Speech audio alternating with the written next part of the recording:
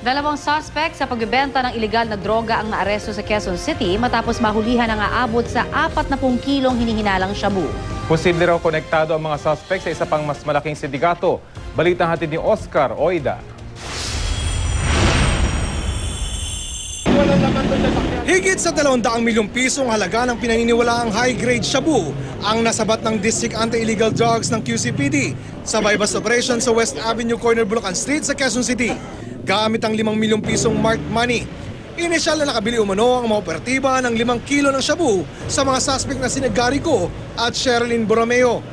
Nang magkahulihan na, natagpuan sa trunk ng sasakyan ng mga suspect ang 3 sports bag na may lamang aabot sa 40 kilo ng pinaniniwalaang illegal na droga. Every week nagmi-meeting tayo dito para paano masukol talaga itong mga nagsusupply ng illegal na droga. Ayon sa otoridad, hindi basta-basta ang grupong nasabat nila.